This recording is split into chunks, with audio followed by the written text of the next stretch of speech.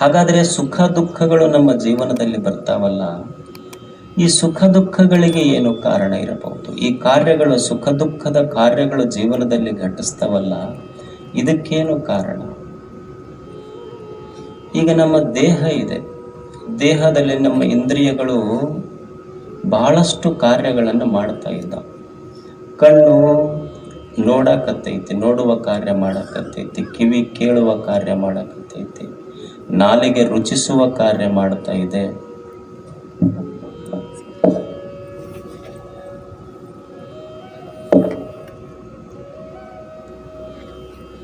ಈ ದೇಹ ಇದೆ, ದೇಹ ಹಲವಾರು ಕಾರ್ಯಗಳನ್ನು ಮಾಡಕತ್ತೈತಿ. ಕಣ್ಣು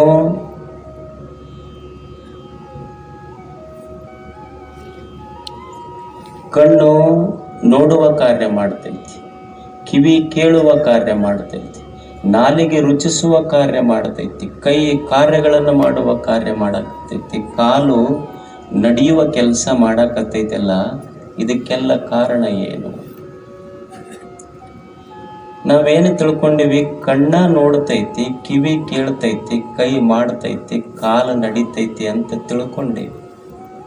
ಅದರ ವಾಸ್ತವದಲ್ಲಿ ಖರೇನೆ ಕಣ್ಣು ನೋಡೋದಿಲ್ಲ, ಕಿವಿ ಕೇಳುವುದಿಲ್ಲ, ಕೈ ಮಾಡೋದಿಲ್ಲ, ಕಾಲು ನಡೆಯುವುದಿಲ್ಲ. ಇದರ ಹಿಂದೆ ಯಾವುದೋ ಒಂದು ಕಾರ್ಯ ಶಕ್ತಿ ಮಾಡಿಸ್ತಾನೆ. ನೀವು ಅನ್ಬೋದು, ಕಣ್ಣ ನೋಡುತ್ತಿದ್ರ, ಕಿವಿನ ಕೇಳುತ್ತಿದ್ರ, ಕಾಲ ನಡೀತಿದ್ರ. ಈಗ ಒಬ್ಬ ವ್ಯಕ್ತಿ ಸತ್ತಿರ್ತಾನೆ, ಅವನಿಗೆ ನೀವು ಗೋಡಿಗೆ ಕುಂದರ್ಸಿರ್ತೀರಿ, ಗಾಡಿ ಕುಂದರ್ಸಿದಾಗ ಮತ್ತೆ ಕಾಲ ಐತಿ, ಯಾಕೆ ನಡಿವಲ್ಲ ಅವ? ಕೈ ಐತೋ ಇಲ್ಲ, ಮತ್ತೇನಾದ್ರೂ ಕೆಲಸ ಯಾಕೆ ಮಾಡುವಲ್ಲ? ಕಿವಿ ಐತಿ, ಎಷ್ಟು ಮಂದಿ ಹಾಡಾಡ್ಕೊಂಡು ಅಳಾಕತ್ತಾರ, ಕೇಳುವಲ್ಲ ಯಾಕೆ ಅವಾಗ? ನಾಲಿಗೈತಿ, ಒಂದಿಷ್ಟು ಬೆಲ್ಲ ಇಡ್ರಿ ನೋಡೋಣ, ರುಚಿ ಗೊತ್ತಾಗ್ತೈತೇನು? ಮತ್ತು ಬಾಯಿ ತೆರೆದೈತಂತ ಫೆವಿಕ್ವಿಕ್ ಹಚ್ಚಿ ಕುಂದರ್ಸ್ಯಾರ ಅದಕ್ಕೆ. ಮತ್ತು ಕಣ್ಣದಾವ ಇಲ್ಲ, ನೋಡಾಕ ಯಾಕತ್ತಿಲ್ಲ ಅವನು ಹಂಗಿದ್ರ? ಈಗ ಮನೆಯವರು ಹಾಡಾಡ್ಕೊಂಡು ಅಳ್ತಿರ್ತಾರಿಲ್ಲ, ಅವ್ರು ತೀರ್ಕೊಂಡಾಗ, ನೋಡ್ರಿ ನೀವು ಬಿಟ್ಟು ಹೋದ್ರಿ, ಪಾಪ ಅವರೊಬ್ಬ ಸ್ನೇಹಿತ ಬಂದು ಅವನಿಗೆ ಹಾರ ತಗೊಂಡು ಬಂದಿರ್ತಾನೆ ಹಾಕಬೇಕಂತ. ಅವ್ರ ಮನೆಯವ್ರ ಹೆಣ್ಮಕ್ಳು ಅದನ್ನು ಹಾಡ್ಕೊಂಡು ಅಳ್ತಿರ್ತಾರೆ. ಅವ್ರು ನೋಡ್ರಿ ನಿಮ್ಮ ದೋಸ್ತ ಬಂದಾನಿಲ್ಲಿ, ನೀವಿಬ್ಬರು ಒಟ್ಟ ಒಂದು ಕ್ಷಣನೂ ಬಿಟ್ಟಿರ್ತಿರ್ಲಿಲ್ಲ, ನಿಮ್ಮನ್ನು ಕಾಣಾಕ ಬಂದಾನ, ಕಣ್ಣರ ತೆಗೀರಿ ಅಂತ ಅಳ್ತಿರ್ತಾರಿಲ್ಲ. ಅಕಸ್ಮಾತ್ ನೀವು ಕಣ್ಣರ ತೆಗೀರಿ ಅಂತ ಹೇಳಿ ಅವ್ರ ಹತ್ತು ಕೂಡ್ಲೆ ಗಾಡಿಗೆ ಬಿಡದಿದ್ದು ಕಣ್ಣು ತೆಗೆದ್ರೆ ಇವರಿಬ್ರು ಕಣ್ಣು ಮುಚ್ಚಬೇಕಾಗ್ತೈತಿ. ಕಣ್ಣು ಐತಿ, ನೋಡಿಲ್ಲ ಅಷ್ಟೆ. ಹಾಗಾದ್ರೆ ಕಣ್ಣಿನ ಕಣ್ಣಾಗಿ, ಕಿವಿಯ ಕಿವಿಯಾಗಿ, ನಾಲಿಗೆಯ ನಾಲಿಗೆಯಾಗಿ, ಕೈಯ ಕೈಯಾಗಿ, ಕಾಲಿನ ಕಾಲಾಗಿ, ಈ ಸರ್ವ ಇಂದ್ರಿಯಗಳ ಚೇಷ್ಟೆ, ಸರ್ವ ಇಂದ್ರಿಯಗಳ ಕಾರ್ಯಕ್ಕೆ ಯಾವುದು ಕಾರಣ ಅಂದ್ರೆ ನಮ್ಮ ದೇಹದೊಳಗಿರುವ ಮನಸ್ಸೇ ಇದೆಲ್ಲದಕ್ಕೂ ಕಾರಣ. ಮನಸ್ಸು ಕಾರಣ.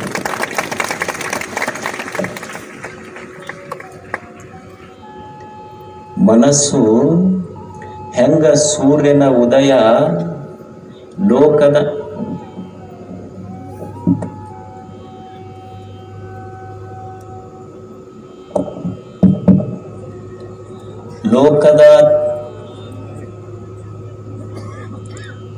ಲೋಕದ ಚೇಷ್ಟೆಗೆ ರವಿ ಬೀಜವಾದಂತೆ ಕರಣಂಗಳ ಚೇಷ್ಟೆಗೆ ಮನವೇ ಬೀಜ. ನೋಡ ಹೆಂಗ ಇಡೀ ಈ ವಿಶ್ವದ ಕೆಲಸ ಕಾರ್ಯಗಳು ನಡಿಬೇಕಾದ್ರೆ ಹೆಂಗ ಸೂರ್ಯ ಕಾರಣನೋ, ಸೂರ್ಯನಿಲ್ಲದೆ ಈ ಜಗತ್ತಿನ ಯಾವ ಕಾರ್ಯಗಳು ನಡೆಯುವುದಿಲ್ಲ. ಹಾಗೆ ಮನಸ್ಸಿಲ್ಲದೆ ದೇಹದ ಯಾವ ಕಾರ್ಯಗಳು ನಡೆಯುವುದಿಲ್ಲ. ಮನಸ್ಸೇ ಇದಕ್ಕೆ ಕಾರಣ. ಏನು ಅದ್ಭುತವಾದಂತಹ ಮನಸ್ಸು ಈ ದೇಹದೊಳಗೆ. ನೋಡಿ ನೋಡಿ ಕಣ್ಣಿಗೆ ಚಸ್ಮಾ ಬಂದು, ಕೇಳಿ ಕೇಳಿ ಕಿವಿಗೆ ಮಷಿನ್ ಬಂದು, ತಿಂದು ತಿಂದು ಹಲ್ಲು ಬಿದ್ದು ದೇಹಕ್ಕೆ ಮುಪ್ಪಾತು, ಆದ್ರೆ ಮನಸ್ಸಿಗೆ ವಯಸ್ಸಾತು ಅಂತ ಯಾರೂ ಅಂದೇ ಇಲ್ಲ. ಇದು ಮನದ ವೈಶಿಷ್ಟ್ಯ. ಇದು ದೇಹ ಕಾಣ್ತೈತಿ, ಮನಸ್ಸು ಕಾಣೋದಿಲ್ಲ. ಕಾಣೋದಿಲ್ಲ ಅಂತ ತಿಳ್ಕೊಂಡು ಅದು ಇಲ್ಲಂತ ಹೇಳಲಿಕ್ಕಾಗೋದಿಲ್ಲ. ಯಾಕಂದ್ರೆ ಕಣ್ಣು ನೋಡಬೇಕಾದ್ರೆ, ಕಿವಿ ಕೇಳಬೇಕಾದ್ರೆ, ಕೈ ಮಾಡಬೇಕಾದ್ರೆ, ಕಾಲು ನಡಿಬೇಕಾದ್ರೆ ಮನಸ್ಸು ಬೇಕಾಗ್ತದೆ. ಎಷ್ಟು ಅದ್ಭುತವಾದಂಥ ಮನಸ್ಸು ಈ ಜಗತ್ತಿನಲ್ಲಿ ದೇವರು ಈ ದೇಹದೊಳಗಿಟ್ಟು ಕಳಿಸ್ಯಾನ. ಈಗ ನೀವು ನಿಮ್ಮ ಮೊಬೈಲ್ ಉಪಯೋಗ ಮಾಡ್ತೀರಿ. ನೀವೊಂದು ಸಾದಾ ಮೊಬೈಲ್ ಐತಿ ಅಂದ್ರೆ ನೀವು ಅದರೊಳಗೆ ಒಂದು 128 GB ಸಂಗ್ರಹ ಮಾಡ್ಬೋದು. ಇಲ್ಲಿ ನಾವು ಭಾಳ ಸ್ಟ್ಯಾಂಡರ್ಡ್ ಮೇಂಟೈನ್ ಮಾಡ್ತೀವಿ, ಐಫೋನ್ ಮೇಂಟೈನ್ ಮಾಡ್ತೀವಿ ಅಂದ್ರೆ 256 GB ನೀವು ಸ್ಟೋರ್ ಮಾಡ್ಬೋದು. ಆದರೆ ಒಳಗೆ ದೇಹದೊಳಗೆ ಮನಸ್ಸನ್ನುವಂಥ ಎಂಥ ಅದ್ಭುತ ಒಂದು ಶಕ್ತಿ ಇಟ್ಟು ಕಳಿಸ್ಯಾನ ದೇವರು ಅಂದ್ರೆ, ನೀವು ಹುಟ್ಟಿನಿಂದ ಸಾವಿನವರೆಗೂ ಎಷ್ಟು ಫೋಟೋಗಳು ಎಷ್ಟು ವಿಷಯಗಳನ್ನು ಸಂಗ್ರಹ ಮಾಡಿದ್ರೂ ಸಹಿತ ಖಾಲಿ ಆಗದಂಥ ಒಂದು GB ಐತೆಲ್ಲ, ಅದೇ ಮನಸ್ಸದ ಒಳಗೆ ದೇವರು. ಅಂಥ ಅದ್ಭುತ ಮನಸ್ಸು ದೇವರು ಕೊಟ್ಟ. ಇಲ್ಲೆಲ್ಲ ನಿರ್ಮಾಣವಾಗಿದ್ದು ಮನಸ್ಸೇ. ಒಬ್ಬ ಸಂತನಾಗಿದ್ದು ಮನಸ್ಸಿನಿಂದ, ಒಬ್ಬ ಸಾಮಾನ್ಯನಾಗಿದ್ದು ಮನಸ್ಸಿನಿಂದನೇ. ಒಬ್ಬ ಶ್ರೇಷ್ಠ ಆಗಿದ್ದು ಇದೇ ಮನಸ್ಸಿನಿಂದ, ಒಬ್ಬ ಕನಿಷ್ಠ ಆಗಿದ್ದು ಇದೇ ಮನಸ್ಸಿನಿಂದ. ಒಬ್ಬ ಸಂಸಾರಿಯಾಗಿದ್ದು ಇದೇ ಮನಸ್ಸಿನಿಂದ, ಒಬ್ಬ ಸನ್ಯಾಸಿಯಾಗಿದ್ದು ಇದೇ ಮನಸ್ಸಿನಿಂದ. ಒಬ್ಬ ಸುಖಿಯಾಗಿದ್ದು ಇದೇ ಮನಸ್ಸಿನಿಂದ, ಒಬ್ಬ ದುಃಖಿಯಾಗಿದ್ದು ಇದೇ ಮನಸ್ಸಿನಿಂದ. ಒಬ್ಬ ಮುಕ್ತನಾಗಿದ್ದು ಇದೇ ಮನಸ್ಸಿನಿಂದ, ಬಂಧನಕ್ಕೊಳಪಟ್ಟಿದ್ದು ಇದೇ ಮನಸ್ಸಿನಿಂದ. ಮನ ಏವ ಮನುಷ್ಯಾಣಾಂ ಕಾರಣಂ ಬಂಧ ಮೋಕ್ಷಯೋಗ. ಮನುಷ್ಯನ ಸಕಲ ಸುಖ ದುಃಖಗಳಿಗೆ ಈ ಮನಸ್ಸೇ ಕಾರಣ ಐತಿದೆ.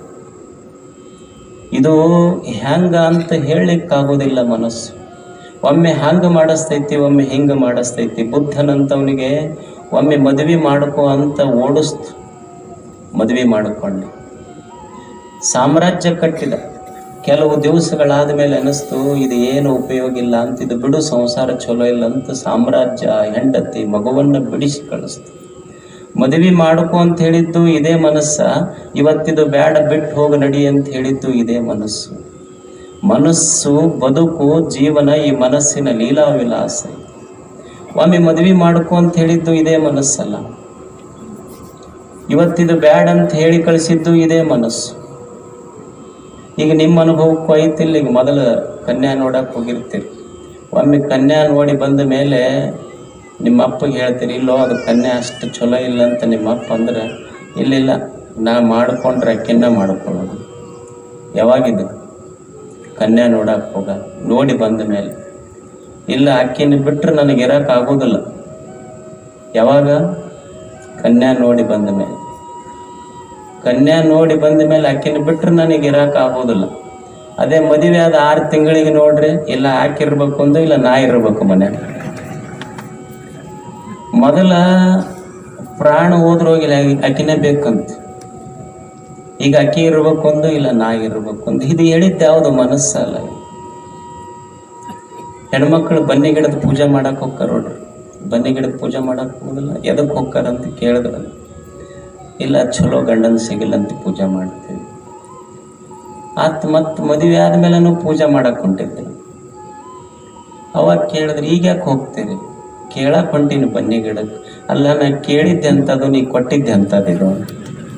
ಇದ್ರ ಮಾರೆಲ್ಲ ಮಸಡೆಲ್ಲ ಬರಾಗೆಲ್ಲ ಬಣ್ಣ ಹಚ್ಕೊಂಡು ಬಂದಿತ್ತು. ಈಗ ಬಣ್ಣನ ಹೋಗಿಬಿಟ್ಟೈತೆ ಅದ್ರದ್ದು. ಅವಾಗ ಅದರ ಸಲುವಾಗಿ ಪ್ರೇಮ್ ಇತ್ತು. ಏನು ಮದುವೆಯಾಗ ನೋಡ್ಬೇಕು ಎಷ್ಟು ವೈಭವ. ಸ್ಟ್ರಾ 2 ಇರ್ತಾವ, ಒಂದಕ್ಕೆ ಕೋಕೋ-ಕೋಲಾ ಬಾಟ್ಲಿ. ಏನು ಫೋಟೋ ನೋಡ್ಬೇಕು, ಇವ್ರ ತುತ್ತು ಅವ್ರ ಬಾಯಾಗ, ಅವ್ರ ತುತ್ತು ಇವ್ರ ಬಾಯಾಗ. ಎಷ್ಟು ಮಜಾ ಇರ್ತೈತಿ ಮದುವೆಯಾಗಿದ್ದು. ನಾ ಹೇಳೋದು ಈಗಲ್ಲ. ಮದುವೆಯಾಗ ನಿಮ್ಮ ತುತ್ತು ಅವ್ರ ಬಾಯಾಗ, ಅವ್ರ ತುತ್ತು ಇವ್ರ ಬಾಯಾಗ. ಈಗ ನೋಡು, ಒಂದು ಈ ಕಡೆ ಕುಂತೈತಿ, ಒಂದು ಈ ಕಡೆ ಕುಂತೈತಿ. ಹೊಂದಿಕೆನೇ ಇಲ್ಲ. ಕೇಳಿದ್ರೆ ಯಾರು ಅಲ್ಲೋ ಸಾಕಾಗೈತ್ರಿ ಸಂಸಾರ ಅಂದವ್. ಅಲ್ಲ, ನಿಮ್ಮ ತುತ್ತು ಅವ್ರ ಬಾಯಾಗ, ಅವ್ರ ತುತ್ತು ನಿಮ್ಮ ಬಾಯಾಗ, ನಿಮ್ಮ ತುತ್ತು ಅವ್ರ ಬಾಯಾಗ. ಅವ ಅಂದ, ಆ ತುತ್ತ ನನಗೆ ಕುತ್ತು ತಂದೈತವ ಜೀವನದಾಗ. ಇವತ್ತು ಆ ತುತ್ತೈತಲ್ಲ, ಅದ ಕುತ್ತು ತಂದೈತಿ. ಮಾಡಿಸಿದ್ದಿದು ಅಂದ್ರೆ ಮನಸ್ಸು ಒಮ್ಮೆ ಹಾಂಗ ಮಾಡಿಸಿತ್ತು. ಮನಸ್ಸೊಮ್ಮಿಗೆ ಸಾಕನ್ಸಕತ್ತೈತೆ ಅಷ್ಟೇ. ಇದು ಮನದ ಲೀಲಾ ವಿಲಾಸ ಜೀವನ. ಇದು ಮನಸ್ಸು ಬಿಟ್ಟರೆ ಜೀವನವೇ ಇಲ್ಲ. ಎಲ್ಲವೂ ಮಾಡಿದ್ದು ಈ ಮನಸ್ಸೇ. ಇಂಥ ಮನಸ್ಸಿದೆಯಲ್ಲ, ಇದು ಒಮ್ಮೆ ಸ್ವರ್ಗ ನಿರ್ಮಾಣ ಮಾಡ್ತೈತಿ, ಒಮ್ಮೆ ನರಕ ನಿರ್ಮಾಣ ಮಾಡ್ತೈತಿ.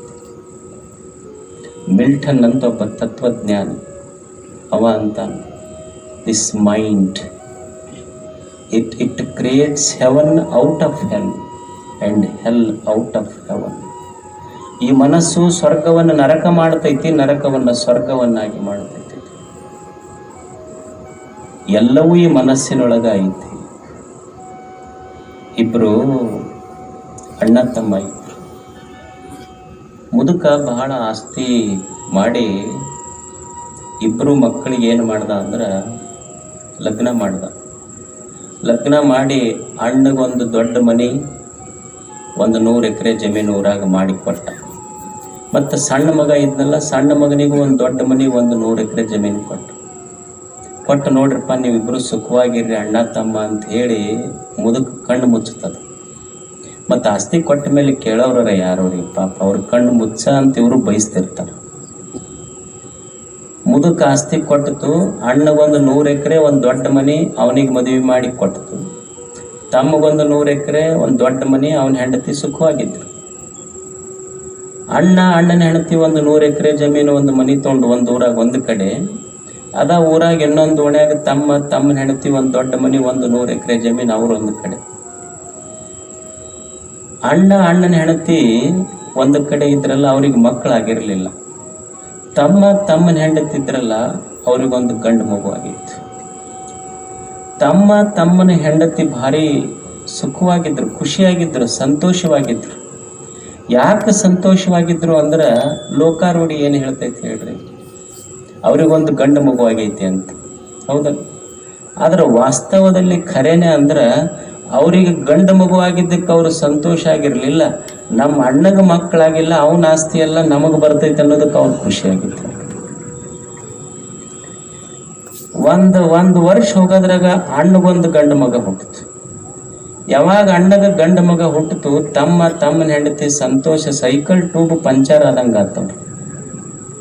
ಹವನ ಹೋತು. ಅವ್ರಿಗೆ 100 ಎಕರೆ ಇದ್ರು ಮನಸ್ಸು ಅಣ್ಣನ 100 ಎಕರೆದ ಮೇಲೆ ಮನಸ್ಸಿತ್ತು. ಏನು ತಮ್ಮನ ಹೆಂಡತಿ ಯಾವಾಗ ಅಣ್ಣನ ಮಗನಿಗೆ ಗಂಡು ಮಗು ಹುಟ್ಟಿದ್ದಕ್ಕೆ ಕೇಳಿದ್ರಲ್ಲ, ಸಂತೋಷನ ಹೋತು. ವಿಚಾರ ಮಾಡಾಕತ್ರ ಅವರು. ಏನು ವಿಚಾರ ಮಾಡಿದ್ರು ಅಂದ್ರೆ ವರ್ಷ 2 ವರ್ಷ 3 4 ವರ್ಷ ಹೋತಲ್ಲ, ಹೆಂಗಾದ್ರೂ ಮಾಡಿ ನಮ್ಮ ಅಣ್ಣನ ಮಗನಿಗೆ ಸಾಯಿ ಹೊಡಿಬೇಕಂತ, ಹೆಂಗಾದ್ರೂ ಮಾಡಿ ನಮ್ಮ ಅಣ್ಣನ ಮಗನಿಗೆ ಸಾಯಿ ಹೊಡಿಬೇಕಂತ ವಿಚಾರ ಮಾಡಾಕತ್ರು. ಅವಾಗ ತಮ್ಮನ ಹೆಂಡತಿ ಕೂಡ ಏನು ಮಾಡಿದ್ರಂದ್ರೆ, ಈ ಹಳ್ಳಿಗಳಲ್ಲಿ ಮಿಠಾಯಿ ಮಾರೋರು ಬರ್ತಾರಲ್ಲ, ತಲೆ ಮೇಲೆ ಹೊತ್ಕೊಂಡು ಬೊಂಬಾಯಿ ಮಿಠಾಯಿ ಮಾರೋರು, ಈ ಬೋಂದೆ ಜಿಲೇಬಿ ಮಾರ್ತಿರ್ತಾರಲ್ಲ ಪುಟ್ಟ್ಯಾಗ ಹೊತ್ಕೊಂಡು ಹಳ್ಳ್ಯಾಗ, ಅಂಥವ್ರು ಬಂದ್ರು. ಈ ತಮ್ಮನ ಹೆಂಡತಿ ಈ ಸಿಹಿ ಮಾರ ಮನುಷ್ಯಾಗ ಹಿಡಿದು ಹೇಳ್ತಾರ, ನೋಡು ನೀನು ನಮ್ಮ ಅಣ್ಣನ ಓಣಿಯೊಳಗೆ ಸಿಹಿ ಮಾರ್ಲಿಕ್ಕೆ ಹೋಗ್ತೀಯಲ್ಲ, ನಮ್ಮ ಅಣ್ಣನ ಓಣಿಯೊಳಗೆ ಸಿಹಿ ಮಾರ್ಲಿಕ್ಕೆ ಹೋಗ್ತೀಯಲ್ಲ, ನಮ್ಮ ಅಣ್ಣನ ಮಗ ಬರ್ತಾನ. ನಮ್ಮ ಅಣ್ಣನ ಮಗ ಸಿಹಿ ಖರೀದಿ ಮಾಡ್ಲಿಕ್ಕೆ ಬಂದಾಗ ಆ ಸಿಹಿ ಒಳಗೆ ಒಂದಿಷ್ಟು ವಿಷ ಹಾಕಿ ಕೊಡು, ನಿನಗೊಂದು 1,00,000 ರೂಪಾಯಿ ಕೊಡ್ತೀವಂತ ತಮ್ಮನ ಹೆಂಡತಿ ಹೇಳಿದ್ರು. ಈ ಸಿಹಿ ಮಾರೋ ಮನುಷ್ಯ ಇದ್ನಲ್ಲ, ಮನೆಯಿಂದ ಬಡವಿದ್ದ, ಅದ್ರ ಮನಸ್ಸು ಚಲೋ ಇತ್ತು. ಅವ ಕೇಳ್ದ, ನನಗೆ ಸರಿಗೆ ಹೇಳ್ರಿ ಏನು ಮಾಡಬೇಕು. ಏನಿಲ್ಲ, ನೀವು ನಮ್ಮ ಅಣ್ಣನ ಓಣಿಯೊಳಗೆ ಸಿಹಿ ಮಾರ್ಲಿಕ್ಕೆ ಹೋದಾಗ ನಮ್ಮ ಅಣ್ಣನ ಮಗ ಸಿಹಿ ಖರೀದಿ ಮಾಡ್ಲಿಕ್ಕೆ ಬರ್ತಾನಲ್ಲ, ಆ ಸಿಹಿ ಒಳಗೆ ಒಂದಿಷ್ಟು ವಿಷ ಹಾಕಿ ಕೊಟ್ರೆ ನಿನಗೆ 1,00,000 ರೂಪಾಯಿ ಕೊಡ್ತೀವಂತ ತಮ್ಮನ ಹೆಂಡತಿ ಹೇಳಿದ್ರು. ಅವಾಗ ಸಿಹಿ ಮಾರ ಮನುಷ್ಯ ಅಂತಾನ, ಅವನ ಮನಸ್ಸು ಎಷ್ಟು ಚಲೋ ಇತ್ತವ ಅಂತಾನ, ನೀವು ನನಗೊಂದು 1,00,000 ರೂಪಾಯಿ ಕೊಟ್ಟು ಸಿಹಿ ಒಳಗೆ ವಿಷ ಹಾಕಿ ಆ ಸಣ್ಣ ಮಗುವಿಗೆ ಕೊಡ್ರಿ ಅಂತ ಹೇಳ್ತೀರಲ್ಲ, ದೇವರು ನನಗೆ ಈ ಭೂಮಿಗೆ ಕಳಿಸಿದ್ದು ಸಿಹಿ ಮಾರ್ಕೊಂಡು ಹೊಟ್ಟಿ ತುಂಬಿಸುವ ಅಂತ ಹೇಳೇನ ಹೊರತು ವಿಷ ಮಾರ್ಕೊಂಡು ಹೊಟ್ಟಿ ತುಂಬಿಸುವ ಅಂತ ಹೇಳಿಲ್ಲ. ದೇವರು ನನಗೆ ಈ ಭೂಮಿಗೆ ಕಳಿಸಿದ್ದು ಸಿಹಿ ಮಾರ್ಕೊಂಡು ಬದುಕಪ್ಪ ಅಂತ ಹೇಳೇನ ಹೊರತು ವಿಷ ಮಾರ್ಕೊಂಡು ಬದುಕಂತ ಹೇಳಿ. ಮತ್ತೆ ನೀವು ನನಗೊಂದು 1,00,000 ರೂಪಾಯಿ ಕೊಡ್ತೀವಂತ ಹೇಳ್ತೀರಲ್ಲ, ನೀವು ಕೊಡುವಂಥ 1,00,000 ರೂಪಾಯಿ ನಿಮ್ಮ ಹತ್ರನ ಐತಿ ಈಗ ಅದು. ಮತ್ತು ನಿಮಗ ಸಮಾಧಾನ ಕೊಡದಂಥ 1,00,000 ರೂಪಾಯಿ ನನ್ನ ಹತ್ರ ಬಂದ್ರೆ ನನಗರ ಏನು ಸಮಾಧಾನ ಕೊಟ್ಟಿತ್ತು. ಈಗ ನಿಮ್ಮ ರೊಕ್ಕ ನಿಮ್ಮ ಕೈಯಾಗಿರಲಿ, ದೇವರು ಕೊಟ್ಟ ಕೆಲಸ ನನ್ನ ರಟ್ಟಿಯೊಳಗಿರಲಿ, ಹೋಗ್ತೀನಿ, ನಾನು ಸಿಹಿ ಮಾರುವುದು ನನ್ನ ಕಾರ್ಯ. ಇದು